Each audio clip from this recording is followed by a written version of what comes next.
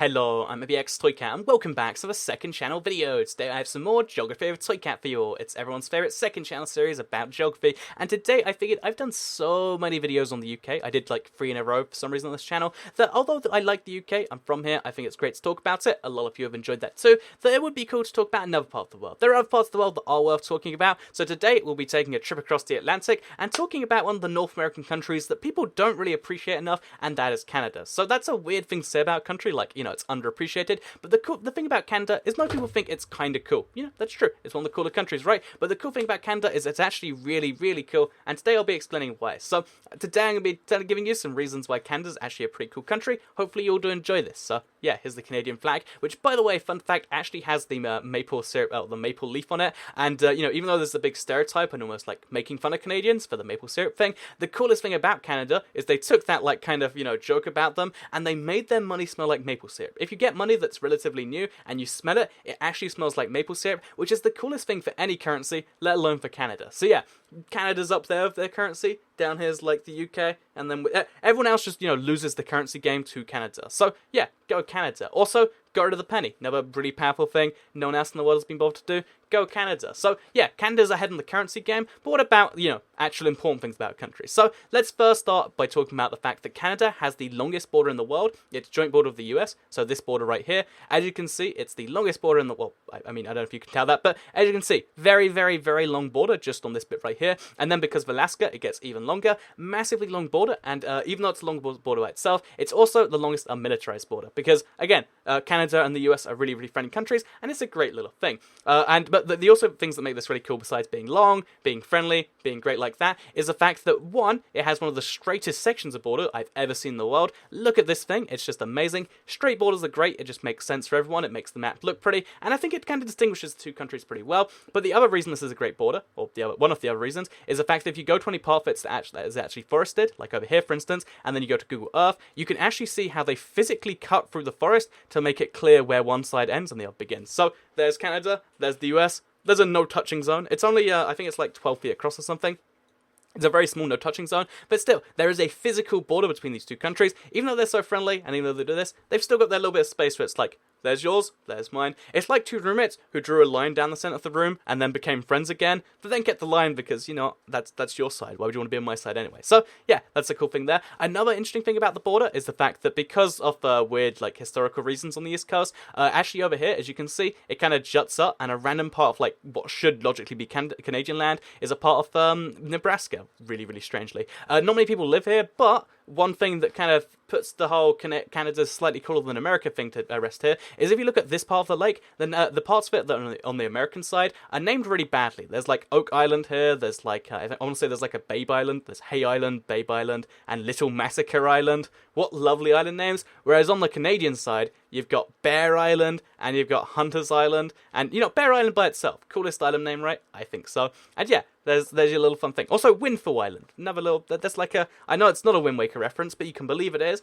And yeah, that is why Canadians are better at naming their things and their lakes. But anyway, off the subject of the border, like I said, it's really cool, it's really interesting, and it's also one of the reasons why Canada isn't a part of the US, which you logically would assume so, looking in from the outside, because like I said, Canada and the US are two of the closest countries, in part because of the language thing, but the language thing isn't entirely the same. You might think of Canada as an English-speaking country, but it's not actually all English-speaking. You know, like a few countries in the world, it's actually bilingual to some extent, or duolingual. However, it's not really the whole country speaks both English and French. Most of the country, the vast majority, speaks just English, or, you know, Inuit languages, but one of the provinces, Quebec, actually speaks, you know, French for the most part. So the vast majority of Quebecans speak French, as well as some, you know, of, like, the surrounding provinces, and Quebec actually has a massive, like, independence movement. Fun fact, by the way, it was actually in a referendum in, like, 1999. They had a referendum on independence, and it's one of the closest referendums for something like that they've ever had. It was like 50.4 versus 49.6, even closer than the Brexit vote. And the really interesting thing about that independence referendum is that even though it was so close and it just became inevitable that, oh yeah, at some point Quebec will go independent, it just hasn't been brought up since. It's been, you know, almost 20 years now since the referendum, and it's just like, oh yeah, I guess we're just part of Canada now. And that's just a really strange thing. No, you know, worldwide, generally the trend towards independence doesn't get reversed, but in Quebec, it seems to have stalled, at least for now. So yeah, Quebec, like I said, is one of the provinces of Canada, and one of the fun things about countries is most countries don't see themselves, you know, internally as just one big country. Canada's no exception. There's 10 separate provinces, kind of like states, but in some cases even having more, you know, kind of like diversity and powers to the actual places. And yeah, Canada's made of 10 provinces, but most people live in these 6 right here. So British Columbia, which has Vancouver, which is the city, probably one of the most famous cities. There's Alberta, which has Calgary. There's Saskatchewan, which has Saskatchewan. There's Manitoba with Winnipeg. There's Ontario with the capital, Toronto. I'm pretty sure it's the capital anyway. We got Quebec. I always get it confused with Ottawa for some reason. I don't know why that is.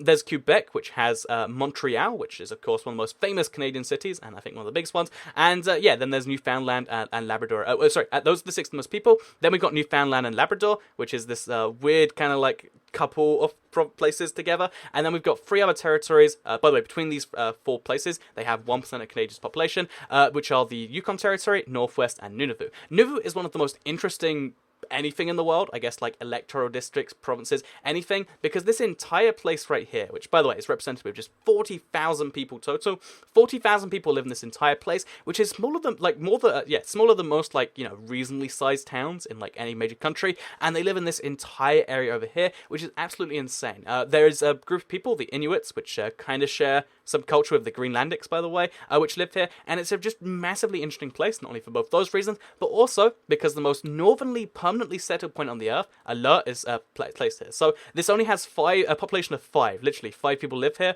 and it's only for a tiny military outpost and sort of for like some research, but still, Alert is the most northernly settled point, and just look on this on the map. It's part of this is map distortion. It isn't as big as it looks on the map, but still, look at that. It's up there. This is where the people live, right? And there is where Alert is. So yeah, Alert, the most normally permanently settled point on the planet, and there's not really much further north we can get. Like, we could go to like there, but it wouldn't be too much better. And also, obviously, because it's so far north, the weather is ridiculously frosty. And just, yeah, fun facts you might not have known about this. The actual, you know, again, the province is really interesting because there's so many of these like crazy lakes and stuff.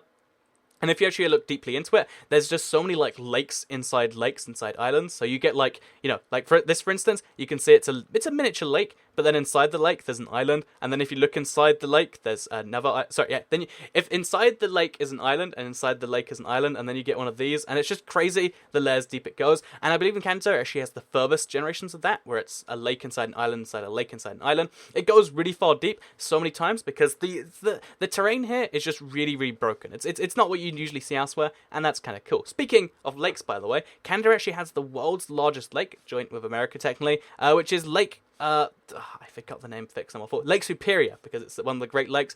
This thing is absolutely giant. If you place, Ireland in there, it can just about fit. And think about that. A lake the size of a genuine massive island can fit in this thing. And yeah, so if you want to, like, swim across a country-sized lake, you could probably do that there. And you wouldn't want to do that. But there, that's that. So anyway, let's kind of, as well as just all the interesting things, like we can talk about each of the provinces and stuff, let's just kind of finish up with one of the most interesting things about Canada to me, because at least as an outsider, someone not from Canada or the US, one of the things I always wondered is why Canada and the US aren't the same country. Because, again, you might look at them and you might say, but they're both English speaking, they're really good pals, and, they're kind of similar in a lot of ways.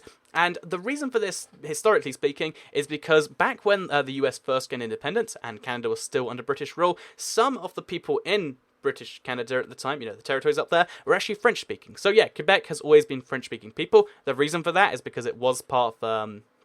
It was part of New France at the time. Here's like a map of New France versus the colonies and stuff. And because there was French-speaking people, they were kind of considered just distinctly separate, and therefore the US didn't bother. And therefore Canada kind of stayed a separate place, and it kind of went until Canada got independence. Which, by the way, unlike America, which had to like fight a war, Canada just kind of said, "Yeah, can we have some independence?" Yeah. Then they got it. It was a lot more complex than that. But let's just take that basic story, which I don't know. I always liked as an example. Like the US is like, "Yeah, let's do this. Let's fight some war." And Canada's like, Can we have that?